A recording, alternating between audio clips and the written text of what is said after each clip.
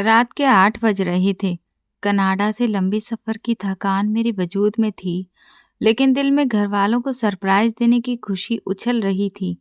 मैंने दरवाज़ा धीरे से खोला तो हल्की सी दरार में सामने डाइनिंग हॉल का नज़ारा मेरी आंखों में दिखने लगा। घर के सभी लोग डाइनिंग टेबल पर एक साथ बैठकर खाने का आनंद ले रहे थे और खूब हंसी मजाक कर रहे थे।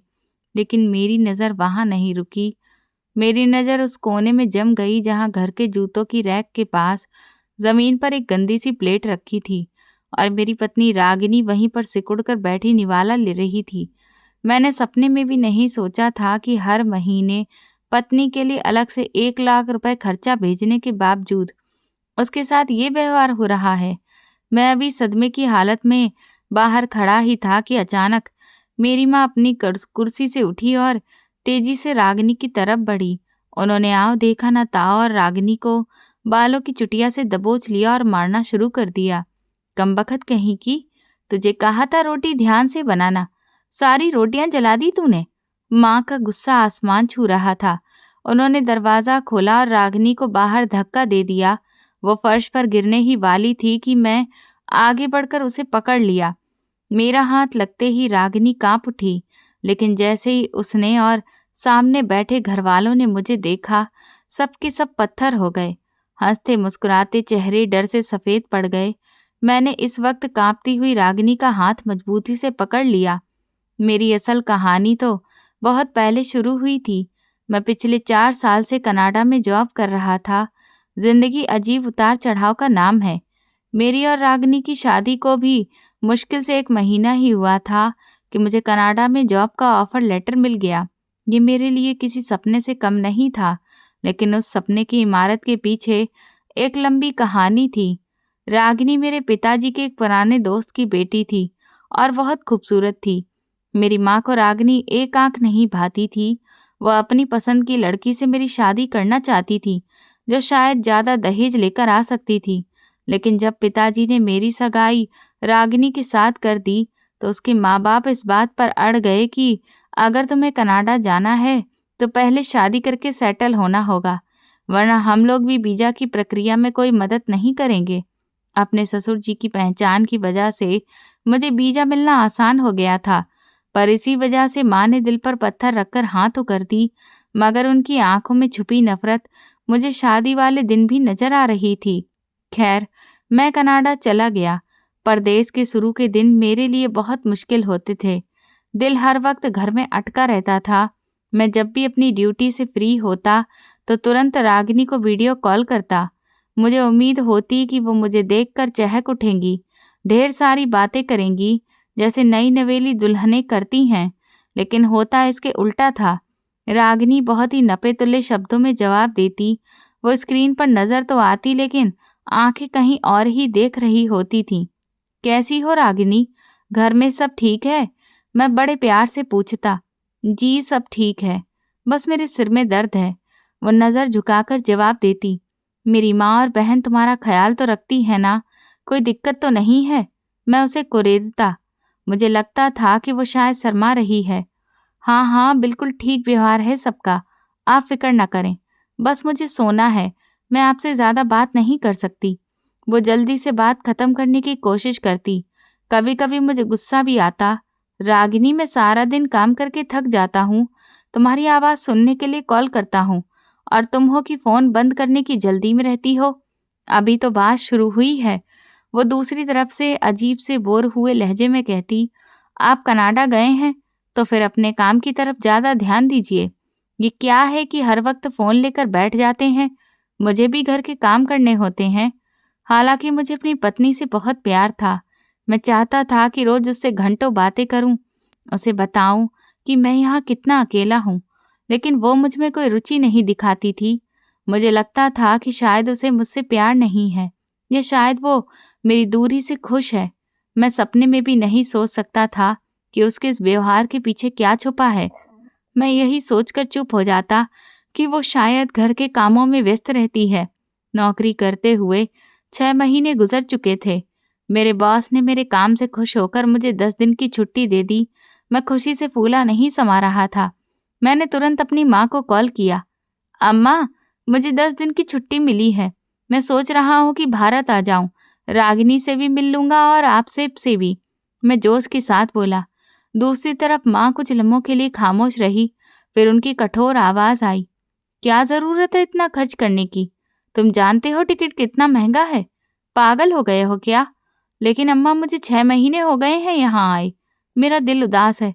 मैंने रिक्वेस्ट की। देखो बेटा, जज्बाती होने की जरूरत नहीं है। टिकट के पैसे तुम घर भेज दो। तुम्हारी छोटी बहन का रिश्ता होने वाला है और मैं बात तय करने वाली हूँ। उसकी शादी भी तो करनी है, दहेज भी खरीदना है। तुम अपनी छुट्टियां कैंसिल करवा लो ताकि ओवर टाइम के पैसे ज्यादा मिल सकें। माँ की बात सुनकर मेरा दिल बुझ सा गया। मैं अपनी पत्नी से मिलने के लिए तड़प रहा था। मैं चाहता था कि एक बार रागिनी से पूछूं तो सही कि वो इतनी क्यों बदल गई है, लेकिन माँ के हुक्म के आगे मैं कुछ भी नहीं कह सका। मैंने दिन मार कर छुट्टी कैंसिल करवा दी और इंडिया नहीं गया। काश मैं उस वक्त चला जाता तो शायद बहुत कुछ बर्बाद होने से बच जाता। माँ की बात मानकर मैंने छुट्टी कैंसिल तो करवा दी थी, लेकिन अंदर से मेरा दिल बुझ गया था। मैं रागिनी से नाराज था कि उसने एक बार भी जिद क्यों नहीं की कि मैं वापस आ जाऊं।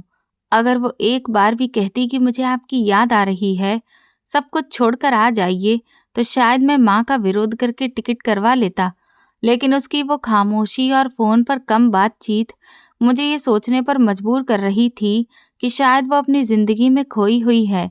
मैंने ओवर टाइम करना शुरू कर दिया। मशीन की तरह काम करता, घर आता और सो जाता। बहन का रिश्ता तय हो गया था और मैं यहाँ डॉलर में कमाकर वहाँ रुपए भेज रहा था ताकि मेरी बहन की शादी धूमधाम से हो सके। एक शाम काम से वापसी पर मेरा दिल बहुत घबरा रहा था। घर जाने को दिल नहीं कर रहा था, इसीलिए मैं पास के ही एक पार्क में चला गया। वहाँ मेरी नज़र एक बेंच पर बैठे शख्स पर पड़ी।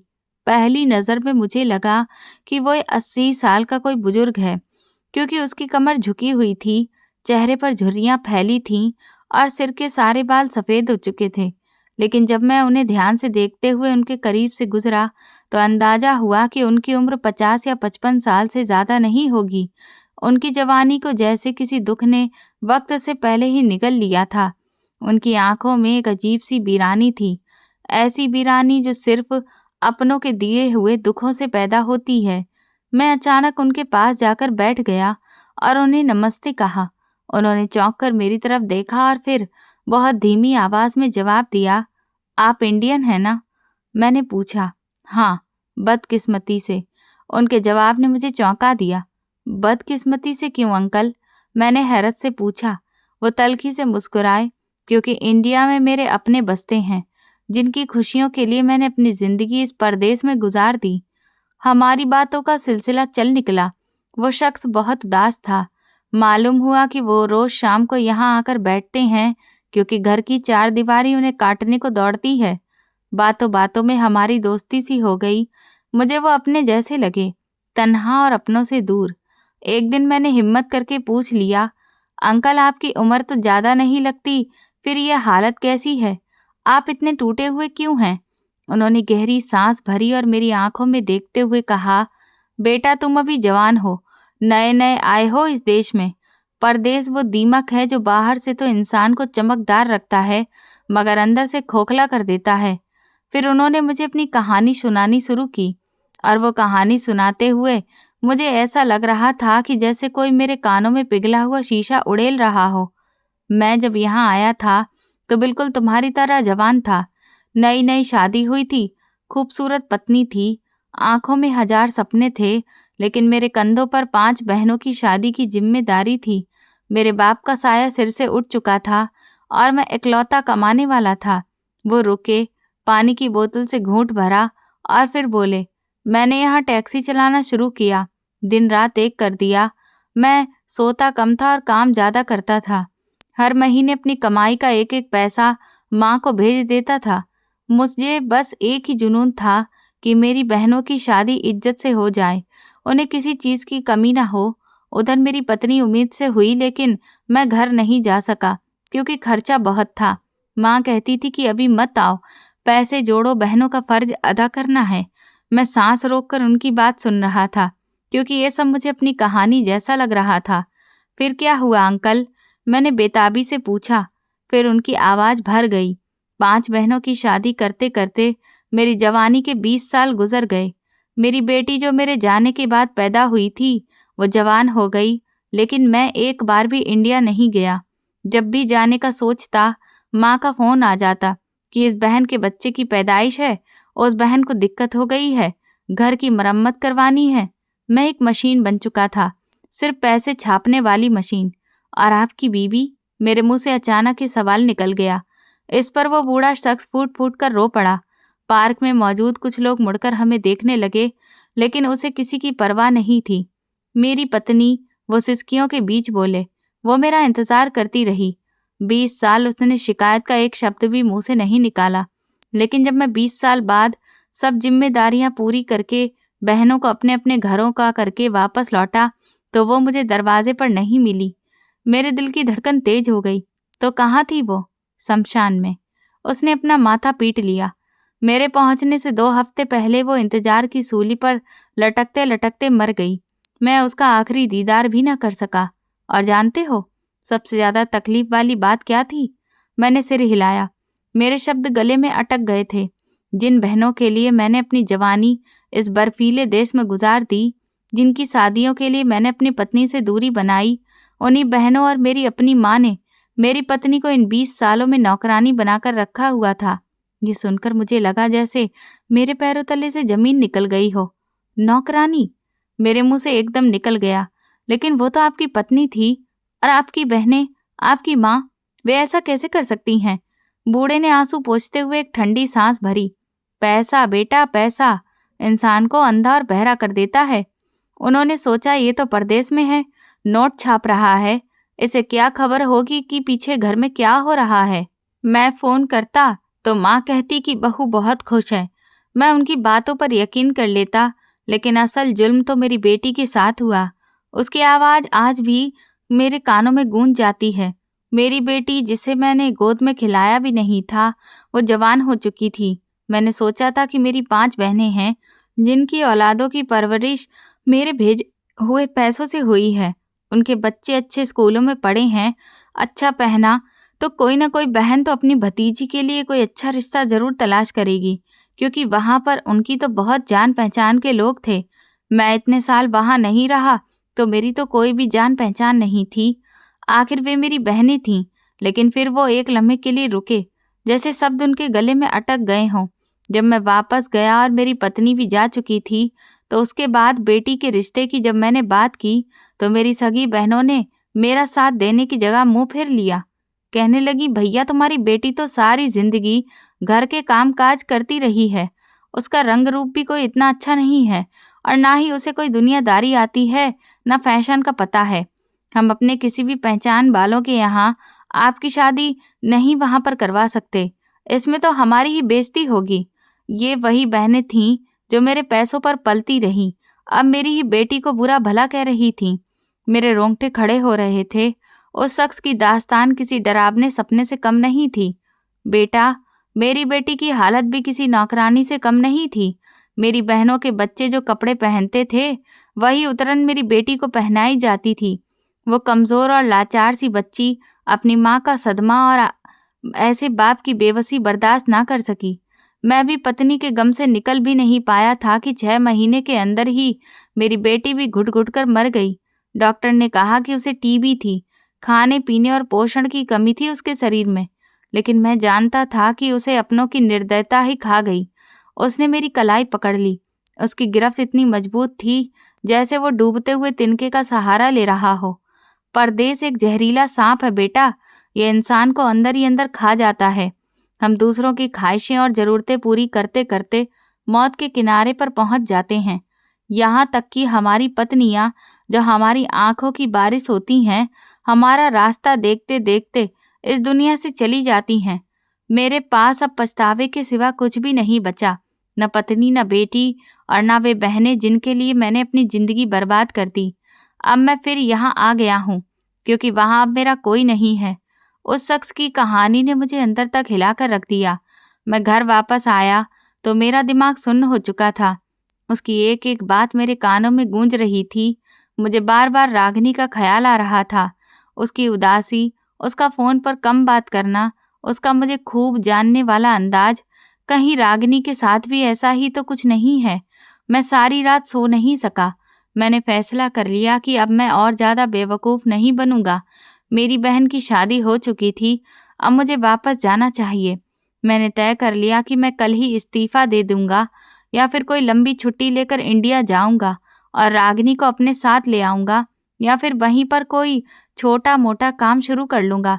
अगली सुबह मैंने इरादा पक्का करके अपनी माँ को फ़ोन किया। अम्मा, मैंने सोच लिया है, मैं अगले महीने वापस आ रहा हूँ। बहन की शादी हो गई है, अब मुझे अपनी ज़िंदगी भी तो देखनी है। उधर से एक लम्हे की खामोशी छा गई। फिर माँ की इमोशनल आवाज़ आई, हाँ बेटा आ जाओ, तुम्हारा घर है। लेकिन मैं सोच रही थी कि हम कब तक किराए के मकान में धक्के खाएंगे। मैंने एक मकान देखा है, बहुत सस्ता मिल रहा है। अगर तुम थोड़े पैसे और भेज दो तो हम अपना खुद का घर ले लेंगे। जब तुम आओगे तो अपनी छत तो होगी ना कम से कम, वरना यहाँ आकर फिर किराए की टेंशन होगी। मैं जो वापसी का पक्का इरादा कर चुका था, माँ की इस बात पर फिर से उलझन का शिकार हो गया। अपना घर, ये हर उस इंसान का सपना होता है, लेकिन अम्मा मेरे पास इतने पैसे तो नहीं हैं। अरे बेटा, मैंने कुछ एफडी करवा ली है, वो मैं निकाल लूंगी और कुछ जेवर बेच दूंगी। बस तुम थोड़ी हिम्मत करो, साल भर और टिक जाओ वहां पर। बस एक बार घर बन जाए फिर तुम आ जाना, फिर तुम्हें कोई नहीं रोकेगा। मैं चाहती हूँ तुम आओ तो राजा की तरह अपने घर में रहो। माँ के अंदाज में इतना अपनापन और हमदर्दी थी कि मेरे दिमाग से उस बूढ़े शख्स की बातें धुलने लगीं। मैंने सोचा, माँ ठीक ही तो कह रही है, अपना घर होगा तो रागिनी भी खुश रहेगी। मैंने एक बार फिर अपनी ख्वाहिशों का गला घोट लिया। बहरहाल 1 साल और बीत गया। मैं दिन रात एक करके पैसे भेजता रहा और आखिरकार माँ ने मुझे नए घर की वीडियो बनाकर भेजी। 2 मंजिल का खूबसूरत मकान। माँ ने बताया कि घर खरीद लिया गया है। मेरे दिल को तसल्ली हुई कि चलो मेरी मेहनत रंग लाई। लेकिन जब कागजात की बात हुई तो पता चला कि घर माँ ने अपने नाम पर करवा लिया है। मैंने फ़ोन पर पूछा कि अम्मा, घर तो मेरे पैसों का था, आपने अपने नाम पर क्यों करवाया? माँ हंसकर बोली, अरे पगले, मैं कौन सा साथ लेकर ऊपर जाऊंगी, तेरे नाम ही हो जाएगा। तब मैं तो बस घर की बड़ी हूँ, इसीलिए जब तुम आओगे तो तुम्हारे नाम पर करवा दूंगी। तुम इन छोटी बातों में मत पड़ो। मैंने भी सोचा कि माँ के नाम पर ही तो है, क्या फर्क पड़ता है। मुझे क्या पता था कि ये दांव और मजबूत होता जा रहा है। घर अब पूरा हो चुका था। मेरे पास अब इतने पैसे जमा हो चुके थे कि इंडिया जाकर कोई छोटा मोटा कारोबार शुरू कर सकूं। परदेश के अकेलेपन और उलझन ने मुझे बहुत थका दिया था। मैंने फैसला कर लिया कि अब बस बहुत हो गया, मुझे वापस जाना है। मेरा दिल कह रहा था कि अगर अभी भी मैं नहीं गया तो शायद बहुत देर हो जाएगी। मैं उसी शाम अपनी माँ को फ़ोन मिलाया। मेरा लहजा जोश से भरा था। मैंने कहा कि अम्मा, घर तो बन गया है और मेरे पास इतने पैसे भी हैं कि अपना काम शुरू कर सकूं। इसलिए मैंने सोचा है कि मैं अगले हफ्ते की टिकट करवा लेता हूँ। मेरी बात सुनकर दूसरी तरफ एकदम खामोशी छा गई। मैं समझा कि शायद लाइन कट गई है या माँ खुशी से कुछ बोल नहीं पा रही। मैंने हेलो हेलो किया। माँ की आवाज़ आई, मगर उसमें वो खुशी नहीं थी जिसकी मुझे उम्मीद थी। वो गंभीरता से बोली कि बेटा, तुम इमोशनल होकर फैसला क्यों करते हो? अभी तो घर बना है और तुम जानते हो कि घर खाली ढांचा तो नहीं होता, उसे भरना भी पड़ता है। मैंने हैरानी से कहा कि अम्मा, सामान भी तो मैंने ही भेजा है, और क्या चाहिए? वो बोली कि बात सामान की नहीं है, तुम्हें पता भी है कि तुम्हारी बड़ी बहन के यहाँ जुड़वा बच्चे पैदा हुए हैं। भगवान ने उसे 2 बेटे दिए हैं। मैंने उसकी शादी इतने बड़े घराने में की थी। अब अगर हम खाली हाथ जाएंगे तो हमारी क्या इज्जत रह जाएगी। हमें उसके ससुराल वालों की नाक भी रखनी है। तुम्हारी बहन को विदा करना है तो लेना देना तो पड़ेगा। मैंने वादा किया है कि हम तुम्हारी भांजी और दोनों बेटों को सोने की चीजें देंगे। मैं सर पकड़कर बैठ गया। मैंने कहा कि अम्मा, सोने की कीमत तो आसमान पर है, मैं इतना खर्चा कैसे करूंगा? माँ ने तुरंत इमोशनल वार किया। वो कहने लगी कि तो क्या, अपनी बहन की इज्जत मिट्टी में मिला दोगे तुम? वो सारी जिंदगी ताने सुनेगी कि उसका भाई कनाडा में है और उसके लिए कुछ भी नहीं कर सका, और अभी तो तुम्हारे छोटे भाई की नौकरी भी नहीं लगी है, सब तुम्हारे कंधों पर है। तुम यहाँ आ जाओगे तो सब भूखे मर जाएंगे। तो ऐसा करो, कुछ महीने और रह लो, तब तक तुम्हारे भाई की नौकरी भी लग जाएगी और बहन के खर्चों से भी हम फ्री हो जाएंगे। फिर मैं तुम्हें नहीं रोकूंगी। मैं एक बार फिर मजबूर हो गया। बहन की मोहब्बत और माँ की इज्जत का वास्ता ऐसा था कि मैं इनकार नहीं कर सका। मैंने दिल पर पत्थर रखकर कहा कि ठीक है अम्मा, बस ये आखिरी बार है। मैं 6 महीने बाद हर हाल में वापस आ जाऊंगा। इस दौरान मेरी रागनी से जब भी बात होती तो मुझे उसके चेहरे पर अजीब सी उदासी नजर आने लगी। उसकी रंगत जो कभी गुलाब की तरह खिलती थी, पीली पड़ने लगी। वीडियो कॉल पर मुझे उसकी आंखों के चारों ओर गहरे काले गड्ढे नजर आने लगे। वो मुझसे नजर नहीं मिलाती थी। मैं अक्सर उससे पूछता कि रागिनी, तुम्हारा रंग ऐसा क्यों हो रहा है? तुम बीमार लग रही हो। वो मुस्कुराने की नाकाम कोशिश करती और कहती कि कुछ नहीं, बस कुछ दिनों से बुखार था और मौसम भी बदल रहा है। एक बार मुझे वीडियो कॉल पर उसकी भयानक खांसी की आवाज़ आई। वो अपना मुंह दुपट्टे में छुपाकर खांस रही थी। मैंने घबराकर पूछा कि तुम डॉक्टर के पास क्यों नहीं गई? वो जल्दी सी बोली कि गई थी और दवा भी खा रही हूँ। मैं ठीक हो जाऊंगी, आप फिक्र ना करें। उसने ये कहकर तुरंत फ़ोन बंद कर दिया। मुझे ऐसा लगता था जैसे वो थकी थकी सी है और मुझसे बात करने की हिम्मत भी नहीं कर पा रही। मुझे रह रहकर पार्क वाले उस बूढ़े शख्स की बातें याद आने लगीं। यकीनन कोई न कोई बात तो थी जो मुझसे छुपाई जा रही थी। रागिनी तो बहुत बात करने वाली हुआ करती थी। वो घंटों मुझसे बातें करती थी, छोटी छोटी शरारतें करती थी, लेकिन अब तो ऐसा लगता था कि उसके पास मेरे लिए कोई बात ही नहीं बची। वो बस मेरी बातें सुनती और हाँ करके फ़ोन काट देती। मुझे उसके व्यवहार में रूखेपन से ज़्यादा डर और मजबूरी नजर आने लगी थी। मेरा दिल अंदर से गवाही दे रहा था कि सब अच्छा नहीं है, लेकिन मन की बातें मुझे खामोश कर देती थीं। मैंने सोच लिया था कि अब चाहे जो भी हो जाए, मैं किसी को नहीं बताऊंगा। मैंने 6 महीने का वादा तो किया है, लेकिन मैं उससे पहले ही जाऊंगा। मैं सबको सरप्राइज दूंगा और अपनी आंखों से देखूंगा कि आखिर बात क्या है। मेरा ये फैसला मेरी जिंदगी का सबसे बड़ा फैसला साबित होने वाला था। मैं सोच चुका था कि अब मैं और इंतजार नहीं करूंगा। माँ की फरमाइशें खत्म होने का नाम ही नहीं ले रही थीं और रागिनी की खामोशी मुझे अंदर ही अंदर घायल कर रही थी। उस बूढ़े की बात याद आती तो मैं सोच लेता कि मैं अपनी जिंदगी अपनों की खुशियों को भेंट नहीं चढ़ाऊंगा। मैंने किसी को कानों कान खबर नहीं होने दी और खामोशी से इंडिया का टिकट करवा लिया। मेरा इरादा था कि मैं जाकर घर पहुंचूं और सबको हैरान कर दूं और अपनी आंखों से देखूं कि आखिर रागिनी इतनी उदास क्यों रहती है। जाने से एक दिन पहले मैंने हमेशा की तरह घर पर वीडियो कॉल की। माँ बहुत खुश दिख रही थी क्योंकि मैंने उन्हें बताया था कि बहन के बच्चों के लिए मैंने कुछ पैसे और भेज दिए हैं। मैंने माँ से कहा कि रागिनी से बात करवा दो। माँ ने फ़ोन का एंगल रागिनी की तरफ किया तो मेरा दिल धक्क से रह गया। उसके सिर पर एक पुराना सा दुपट्टा ओढ़ा हुआ था और वह कैमरे की तरफ देखने से कतरा रही थी। मैंने पूछा कि रागिनी, तुम कैसी हो और घर में सब कुछ कैसा है? उसने बड़ी मुश्किल से नज़र उठाई और एक ठंडे अंदाज में कहा कि मैं ठीक हूँ और सब बहुत अच्छा है।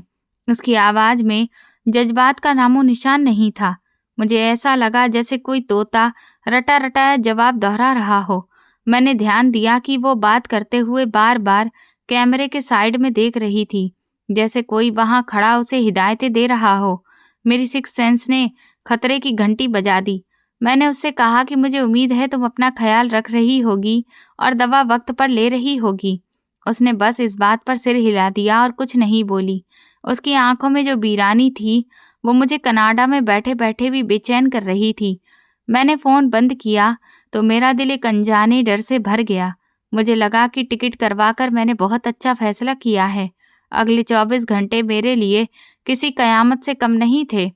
प्लेन का सफ़र इतना लंबा मुझे कभी नहीं लगा था। हर गुजरते लम्हे के साथ मेरी बेचैनी बढ़ती जा रही थी। मेरे दिमाग में उलझनें घूम रही थीं। कभी सोचता कि शायद मैं ही ज़्यादा बहमी हो गया हूँ और कभी रागिनी का पीला पड़ा चेहरा मेरी आंखों के सामने आ जाता। जैसे तैसे करके सफ़र ख़त्म हुआ और मैं दिल्ली एयरपोर्ट पर उतर गया। मैंने एयरपोर्ट से टैक्सी ली और अपने घर का पता बताया। ये वही नया घर था जो मेरी माँ ने मेरी मेहनत की कमाई से खरीदा था और जिसे देखने के लिए मैं बेताब था। रास्ते में ट्रैफिक का शोर और भीड़ भी मुझे अच्छा लग रहा था, क्योंकि मैं 4 साल बाद अपने देश और अपने लोगों के पास जा रहा था। लेकिन दिल के किसी कोने में डर अभी भी बैठा था। रात के कोई 8 बज रहे थे जब टैक्सी ड्राइवर ने गाड़ी एक खूबसूरत 2 मंजिला मकान के सामने रोकी। मैंने किराया चुकाया और अपना बैग कंधे पर लटकाकर नीचे उतर गया। सामने मेरा घर था, जिसकी तस्वीरें और वीडियो माँ मुझे भेजती रहती थी। वाकई घर बहुत शानदार था, जिसकी दीवारों पर मेरा खून पसीना लगा हुआ था। मैं गेट की तरफ बढ़ा तो अंदर से रोशनी आ रही थी और हंसने बोलने की आवाज़ें भी सुनाई दे रही थीं। मेरा हाथ घंटी के बटन की तरफ बढ़ ही रहा था कि अचानक अंदर से आने वाली एक चीख ने मेरे हाथों को वहीं रोक दिया। ये मेरी अम्मा की आवाज़ थी, लेकिन उसमें वो ममता नहीं थी जो फ़ोन पर सुनाई देती थी। ये आवाज़ कहर और गजब से भरी हुई थी। आवाज़ आई, कमबख्त कहीं की, तेरे हाथ टूटे हुए हैं क्या, जो तूने सारी रोटियां जला डाली हैं? मैं पत्थर का हो गया। ये शब्द इतने जहरीले थे कि मेरे कानों में शीशा बनकर उतर गए। इसके तुरंत बाद किसी के रोने और गिड़गिड़ाने की आवाज़ आई। ये आवाज़ रागिनी की थी। वो कह रही थी, अम्मा जी माफ़ कर दीजिए, गलती हो गई है, मैं अभी दूसरी रोटी बना देती हूँ। लेकिन माँ का गुस्सा ठंडा नहीं हुआ। उन्होंने चिल्लाकर कहा, तेरा बाप यहाँ खर्चा भेज रहा है क्या, जो तुझे रोज रोज राशन ला कर दूं? तेरे जैसी मनहूस के लिए तो सूखी रोटी भी बेकार होनी चाहिए। मैं बाहर खड़ा कांप रहा था। मेरे पैरों तले से जमीन निकल रही थी। मैंने अपनी माँ का ये रूप कभी नहीं देखा था। मैं समझ गया था कि रागिनी फोन पर क्यों खामोश रहती थी। मेरे अंदर एक तूफान उठ रहा था। मैंने कांपते हाथों से गेट को हल्का सा धक्का दिया तो देखा कि गेट खुला हुआ था। या तो शायद कोई मेहमान आया होगा या फिर घर वाले ही लापरवाह थे। मैं फिर धीरे धीरे चलता हुआ लॉन्ज के दरवाजे तक पहुंचा। अंदर का नज़ारा देखने से पहले मेरे कानों में माँ के वही शब्द गूंज रहे थे जो उन्होंने रागिनी की बेइज्जती करते हुए कहे थे। मैं सपने में भी नहीं सोच सकता था कि जिस माँ के लिए मैंने अपनी खुशियाँ कुर्बान की, वही मेरी पत्नी के साथ ऐसा व्यवहार कर रही होगी। दरवाजे तक पहुंचते पहुंचते मैंने खुद को एक बड़े झटके के लिए तैयार कर लिया था, लेकिन जो मंजर मेरी आंखों के सामने आने वाला था, उसके लिए दुनिया का कोई भी इंसान तैयार नहीं हो सकता था। मैंने दरवाज़ा पूरा खोल दिया। सामने का नज़ारा मेरी आंखों को झटका देने के लिए काफ़ी था। डाइनिंग टेबल पर एक से एक लजीज खाने की चीज़ें सजी हुई थीं। स्वादिष्ट खाने की खुशबू पूरे कमरे में फैली थी और मेरे भाई और बहनें हंसी मजाक करते हुए खूब मज़े से खाने का आनंद ले रहे थे। लेकिन मेरी नज़र वहाँ नहीं रुकी। मेरी नज़र उस कोने में जम गई जहाँ घर के जूतों के पास जमीन पर एक टूटी हुई प्लेट रखी थी और मेरी पत्नी रागिनी वहीं सिमट कर बैठी हुई थी। वो निवाला मुंह में डालने ही वाली थी कि मेरी माँ अपनी कुर्सी से उठी और बिजली की तेजी से रागिनी की तरफ लपकी। उन्होंने रागिनी को गर्दन से नहीं बल्कि उसकी चुटिया से दबोच लिया और उसे झकझोरना शुरू कर दिया। रागिनी के हाथ से निवाला गिर गया और वो डर से कांपने लगी। मेरी माँ की आवाज़ गूंजी कि तुमने रोटियां जला दी हैं, तुम्हें अकल कभी नहीं आएगी, आटा क्या मुफ्त में आता है? मैं अभी दहलीज पर ही खड़ा था कि माँ ने दरवाज़ा पूरा खोल दिया और फिर रागिनी को बाहर की तरफ धक्का दे दिया। वो फर्श पर मुंह के बल गिरने ही वाली थी कि मैंने आगे बढ़कर उसे पकड़ लिया। रागिनी ने डरते डरते आंखें खोलीं और जब मुझे अपने सामने देखा तो उसकी हिचकियां बंद गईं। वो शायद समझ रही थी कि ये कोई सपना है। उसने कांपते होंठों से मेरा नाम लिया। मेरे सामने बैठे घरवाले मुझे देखकर पत्थर के हो गए। हंसते मुस्कुराते चेहरे खौफ के मारे सफ़ेद पड़ गए। मेरी माँ, जो अभी खतरनाक शेरनी बनी हुई थी, मुझे देखते ही जम गईं। उनका उठा हुआ हाथ हवा में ही झूल कर रह गया। मेरी छोटी बहन के हाथ से चम्मच प्लेट में गिर गई, जिसकी आवाज़ उस सन्नाटे में गूंज उठी।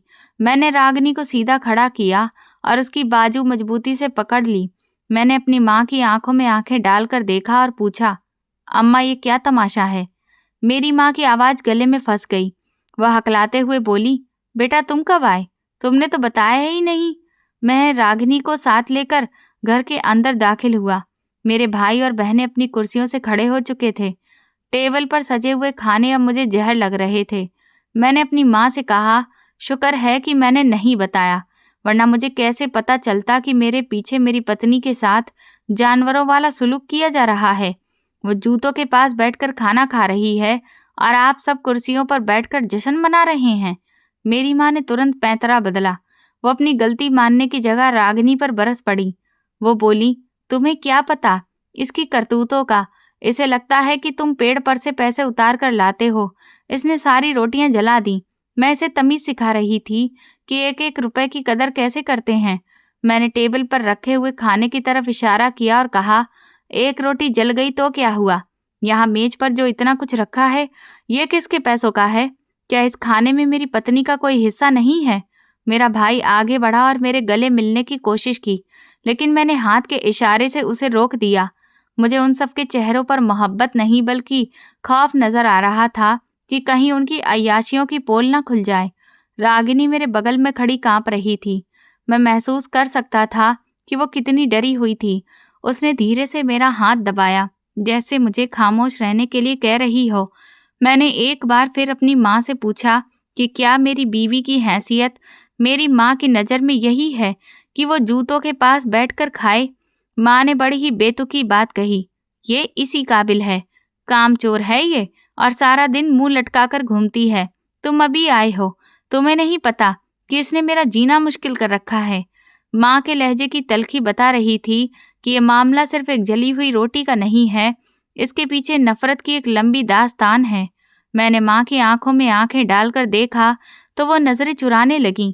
मेरा गुस्सा काबू से बाहर हो रहा था। मैंने रागिनी का हाथ छोड़ा और डाइनिंग टेबल के पास जाकर खड़ा हो गया। मैंने टेबल पर जोर से हाथ मारा, जिससे पानी का गिलास नीचे गिरकर टूट गया और सब सहम गए। मैंने गरज कर कहा, मुझे हिसाब चाहिए अम्मा। मैं पिछले 4 साल से हर महीने घर के खर्चे के अलावा 1 लाख रुपए अलग से सिर्फ रागिनी के लिए भेजता था। ये पैसे उसके पर्सनल खर्च के लिए होते थे। क्या आपने उसे वो पैसे कभी दिए हैं? बताइए। कमरे में मौत का सन्नाटा पसर गया। मेरी बहनें एक दूसरे का मुंह देखने लगीं और भाई ने सिर झुका लिया। माँ के पास शायद इस सवाल का कोई जवाब नहीं था। मैंने दोबारा ऊंची आवाज में पूछा, मुझे जवाब चाहिए। क्या रागिनी को उसके हिस्से के पैसे मिले हैं? माँ ने खुद को संभाला और अपनी वही पुरानी इमोशनल एक्टिंग शुरू कर दी। वो बोली, तुम मुझसे हिसाब मांग रहे हो? मैंने तुम्हें पाला पोसा, जवान किया, और आज तुम एक कल की आई हुई लड़की के लिए मुझ पर चोरी का इल्जाम लगा रहे हो। मैंने कहा, बात चोरी की नहीं है, बात अमानत की है। मैंने वो पैसे इसलिए भेजे थे कि मेरी पत्नी को किसी के आगे हाथ ना फैलाना पड़े, लेकिन उसकी हालत देखकर लग रहा है कि उसने महीनों से नए कपड़े नहीं पहने। उसकी चप्पल टूटी हुई है और आप लोग नए कपड़े पहनकर खूब पार्टी उड़ा रहे हैं।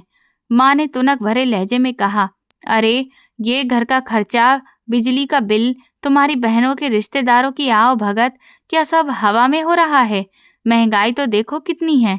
मैंने उसके नाम के पैसे भी घर की तरक्की पर लगा दिए हैं। ये क्या करेगी पैसों का? और इसे रोटी तो मिल रही है ना, छत भी तो है इसके सिर पर। ये सुनकर मेरा खून खौल उठा। मैंने तैश में कहा, तो क्या वो आपके घर की मुफ्त की नौकरानी थी, जिसका काम सिर्फ आप लोगों की सेवा करना और बदले में गालियां और धक्के खाना था? आप लोगों ने मेरी पत्नी को सिर्फ एक काम करने वाली मशीन समझ रखा है। मैं वहां पर परदेश में अपनी हड्डियां गला रहा हूं और आप लोग मेरी पत्नी पर जुल्म कर रहे हैं। मेरे भाई ने बीच में पड़ने की कोशिश की कि भैया आप अम्मा से बदतमीजी कर रहे हैं, लेकिन मैंने उसे सख्ती से डांट दिया। मैंने कहा, तुम चुप रहो, तुम सब इस जुर्म में बराबर के शामिल हो। तुम सब देख रहे थे कि भाभी के साथ क्या हो रहा है, लेकिन किसी ने मुझे बताने की कोशिश नहीं की, क्योंकि तुम सबको डर था कि अगर मुझे सच पता चल गया तो फिर तुम लोगों की अय्याशियां खत्म हो जाएंगी। माँ ने चिल्लाना शुरू कर दिया कि निकल जाओ मेरे घर से। अगर तुम्हें अपनी पत्नी की जुबान बोलनी है तो अभी दफा हो जाओ, मुझे ऐसा बेटा नहीं चाहिए। मैंने फैसला सुनाते अंदाज में कहा कि हाँ, मैं जा रहा हूँ। मैं एक पल भी अब इस घर में नहीं रहूंगा जहाँ मेरी पत्नी की इज्जत सुरक्षित नहीं है। ये घर मेरे पैसों से बना है, लेकिन आज ये मेरे लिए अजनबी हो गया है। मैं वापस मुड़ा और रागिनी का हाथ पकड़ लिया। वो अभी भी डरी हुई थी और रो रही थी। मैंने कहा कि चलो रागिनी, अपना सामान उठाओ, हम अभी और इसी वक्त यहाँ से जा रहे हैं। रागिनी ने मेरी तरफ बेयकीनी से देखा। शायद उसे भरोसा नहीं हो रहा था कि मैं उसके लिए अपनी माँ और अपने घर वालों से लड़ रहा हूँ। माँ ने पीछे से बद्दुआएं भी दी और वास्ता भी दिया, लेकिन मैंने मुड़कर नहीं देखा। मैं अपनी पत्नी को लेकर उस घर से निकल गया जो कुछ देर पहले तक मेरा सपना था, मगर अब एक डरावना पिंजरा लग रहा था। मैं रागिनी को लेकर रात के उसी पहर एक पास के होटल में आ गया। मेरे पास फिलहाल जाने के लिए कोई और जगह नहीं थी। होटल के कमरे में पहुंचकर भी रागिनी बुरी तरह कांप रही थी। उसका रंग सफ़ेद पड़ गया था और वो बार बार दरवाजे की तरफ देख रही थी, जैसे उसे डर हो कि अभी मेरी माँ या भाई दरवाज़ा तोड़कर अंदर आ जाएंगे और उसे वापस घसीट कर ले जाएंगे। मैंने उसे पानी पिलाया और तसल्ली दी कि वो सुरक्षित है और कोई उसे नुकसान नहीं पहुंचा सकता। अगले 2 दिन हम होटल में ही रहे। मैं बाहर जाकर एक छोटा सा किराए का पोर्शन ढूंढ लाया, क्योंकि मैं नहीं चाहता था कि हम ज़्यादा दिन होटल में रहें और घर वालों को हमारी भनक भी पड़े। मैंने ज़रूरी सामान खरीदा और हम उस नए घर में शिफ्ट हो गए। मैं समझ रहा था कि उस कैद खाने से निकलने के बाद रागिनी खुश हो जाएगी और उसके चेहरे की रौनक वापस लौट आएगी, मगर मेरा ख्याल गलत साबित हुआ। रागिनी नए घर में आकर भी उदास रहती थी। वो सारा दिन खिड़की के पास बैठी खाली नज़रों से बाहर देखती रहती। मैं उससे बात करने की कोशिश करता तो वो सिर्फ सिर हिला देती या कम शब्दों में जवाब देती। उसकी आंखों में डर का साया अभी भी था। मुझे लगा शायद इतने सालों का सदमा है जिसे जाने में कुछ वक्त लगेगा। मैं उसे घुमाने के लिए बाहर ले जाने की बात करता तो वो इनकार कर देती और कहती कि मुझे डर लगता है। एक शाम मैं काम से जल्दी वापस आ गया। रागिनी किचन में कुछ बना रही थी। मैं उसके पीछे जाकर खड़ा हो गया और प्यार से उसके कंधे पर हाथ रख दिया। मेरा हाथ लगते ही वो बुरी तरह चौंक गई और एकदम पीछे हट गई। उसके इस तरह करने से मैं हैरान रह गया। मैंने महसूस किया कि वो मुझसे भी डरी हुई है। मैंने उससे पूछा कि रागिनी, तुम मुझसे क्यों डर रही हो? मैं तुम्हारा पति हूँ और मैं तुम्हें वहां से निकाल लाया हूँ। वो नजरें झुकाकर खड़ी रही और कुछ नहीं बोली। मैं आगे बढ़कर उसका हाथ पकड़ लिया ताकि उसे भरोसा दिला सकूं कि मैं उसके साथ हूँ। जैसे ही मैंने उसकी कलाई पकड़ी, उसके मुंह से हल्की सी चीख निकल गई और उसने अपना हाथ खींचने की कोशिश की। मुझे लगा कि शायद उसे चोट लगी है। मैंने जबरदस्ती उसके सूट की आस्तीन ऊपर की। जो नज़ारा मेरे सामने था, उसने मेरे पैरों तले से जमीन खिसका दी। उसके गोरे बाजू पर जगह जगह जलने के काले और गहरे निशान थे। कुछ जख्म पुराने थे जो भर चुके थे और कुछ बिल्कुल ताज़ा लग रहे थे, जैसे किसी ने गर्म चीज से उसे दागा हो। मेरा दिमाग घूम गया। मैंने गुस्से और दुख में कहा, कभी कभी हाथ जल जाता है, आप परेशान न हो, ये मामूली निशान है। वो कहने लगी। मैं जानता था कि वो झूठ बोल रही है। रोटी बनाने से उंगली जल सकती है, मगर बाजू पर इतने गहरे जख्म नहीं आते। मैंने उसे कंधों से पकड़कर झंझोड़ा और कहा कि मुझे सच बताओ, ये मामूली जलने के निशान नहीं हैं, ये किसी ने जानबूझकर किया है। मुझे बताओ, किसने तुम्हारे साथ ये जुल्म किया? मेरी सख्त आवाज़ सुनकर उसका सब्र टूट गया। वो वहीं फर्श पर बैठ गई और फूट फूट कर रोने लगी। उसका रोना आम नहीं था, बल्कि ऐसा लग रहा था जैसे सालों का दबा हुआ लावा फट पड़ा हो। वो हिचकियों के बीच कुछ बोलने की कोशिश कर रही थी, मगर शब्द उसके गले में फंस रहे थे। मैं उसके पास बैठ गया और उसके सिर पर हाथ रख दिया। काफ़ी देर रोने के बाद उसने सिर उठाया तो उसकी आंखों में वो दर्द था जो पत्थर को भी मोम कर दे। अब वो राज खुलने वाला था जिसे उसने 4 साल तक अपने सीने में दफन करके रखा था। रागिनी के आंसू रुकने का नाम नहीं ले रहे थे। मैंने उसे फर्श से उठाया और बिस्तर पर बिठाया, पानी का गिलास दिया और उसके हाथों को अपने हाथों में लेकर बैठ गया। मैंने नरमी से कहा कि अब तुम्हें डरने की जरूरत नहीं है। मुझे सच बताओ कि ये सब किसने किया?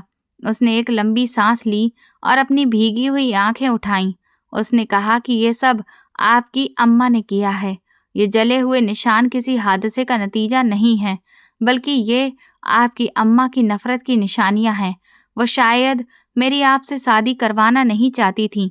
उनकी मर्जी किसी और जगह थी, लेकिन दबाव और आपके कनाडा जाने की वजह से उन्हें खामोश होना पड़ा। वो इसी बात की सज़ा मुझे हर रोज़ देती थी। वो कहती थी कि तुम मनहूस हो और ज़बरदस्ती मेरे बेटे के गले पड़ गई हो मैं हैरत से बोला कि अगर इतना जुल्म तुम पर हो रहा था तो तुमने मुझे क्यों कुछ नहीं बताया? हम रोज बात करते थे। मैं तुमसे बार बार पूछता था कि सब ठीक है ना? तुमने एक बार भी इशारा क्यों नहीं किया? रागिनी तल्खी से मुस्कुराई और बोली कि मैं कैसे बताती आपको? क्या लगता है कि वो वीडियो कॉल्स पर मैं अपनी मर्जी से बात करती थी? बिल्कुल नहीं। जब भी आपके कॉल आने का वक्त होता था तो अम्मा सामने कुर्सी डालकर बैठ जाती थी। वो मुझे पहले ही धमकी दे देती थी कि अगर मैंने जरा भी उदास चेहरा बनाया या कोई शिकायत करने की कोशिश की तो कॉल बंद होते ही मेरी खाल उधेड़ देंगी। वो इशारों से मुझे डरा कर रखती थी। उनकी नज़र मुझ पर पहरा देती थी। मुझे मजबूरन हंसकर बात करनी पड़ती थी और कहना पड़ता था कि सब ठीक है। उसने अपने सूट की आस्तीन दोबारा ऊपर की और एक पुराने जख्म पर उंगली रखते हुए बोली कि ये निशान उस दिन का है जिस दिन आपने मुझे पहली सैलरी से सोने की बालियां भेजी थीं। माँ जी ने वे बालियां छीन कर अपनी बेटी को दे दी और जब मैंने रोने की कोशिश की तो उन्होंने चूल्हे से गर्म चिमटा उठाकर मेरे बाजू पर लगा दिया। वो कहती थी कि तेरी औकात नहीं है सोना पहनने की। मैं दर्द से चिल्लाती थी तो वो ऊंची आवाज में टीवी चला देती थी ताकि मेरी आवाज बाहर ना जा सके।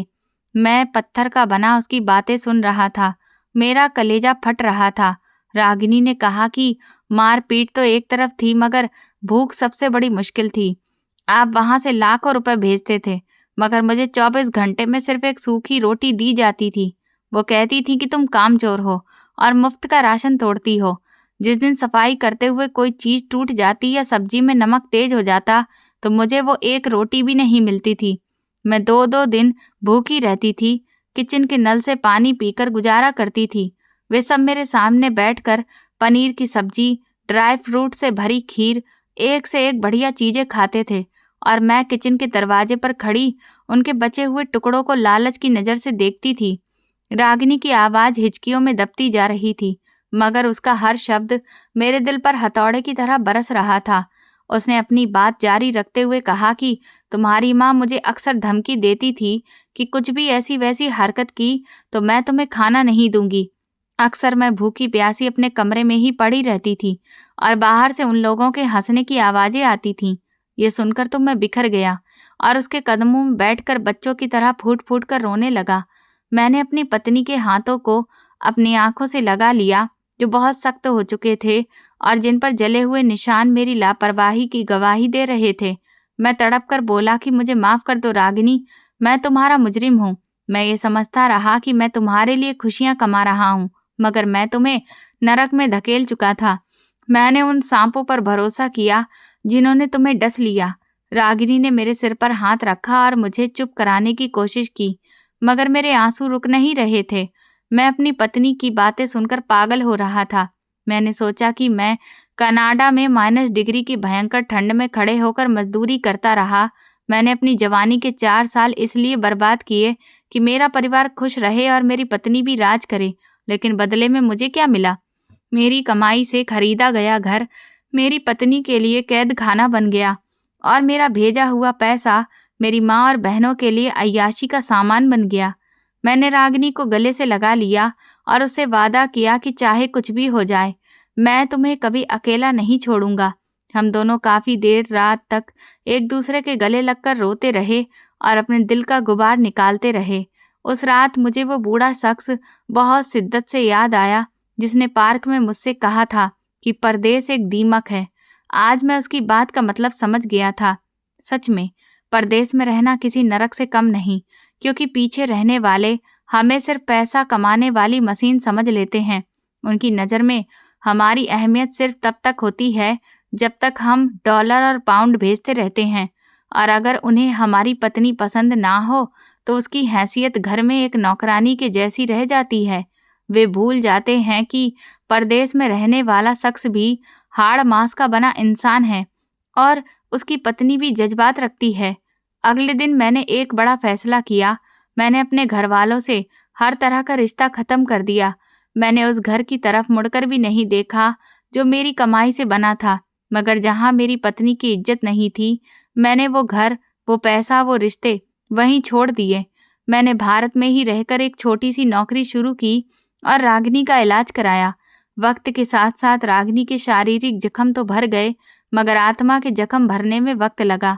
लेकिन अब हम खुश थे, क्योंकि हमारे बीच कोई लालची रिश्तेदार और कोई जुल्म करने वाला नहीं था। ये कहानी सिर्फ मेरी नहीं, बल्कि हर उस परदेसी की है जो अपनों की खुशी के लिए अपनी जवानी दूसरे देशों में खत्म कर देता है। हमें ये समझना होगा कि पैसा ही सब कुछ नहीं होता। रिश्तों की असली खूबसूरती एहसासों में है। अगर आपका परिवार आपकी गैर मौजूदगी में आपकी पत्नी को इज्जत नहीं दे सकता, तो वे आपके अपने नहीं, बल्कि आपके पैसों के पुजारी हैं। अपनी पत्नियों को अपनों के रहमो करम पर छोड़कर ये मत समझिए कि वो खुश होगी। कभी कभी अपनों के रूप में छिपे हुए भेड़िए परायों से ज्यादा खतरनाक होते हैं। जिंदगी बहुत छोटी है, इसलिए उसे उन लोगों के साथ गुजारिए जो आपको इंसान समझें, ना कि एटीएम मशीन। तो दोस्तों, आपको ये कहानी कैसी लगी मुझे कमेंट सेक्शन में ज़रूर बताएं। मेरे चैनल को सब्सक्राइब कर वीडियो को लाइक कर दें और वीडियो को हाइप भी दें।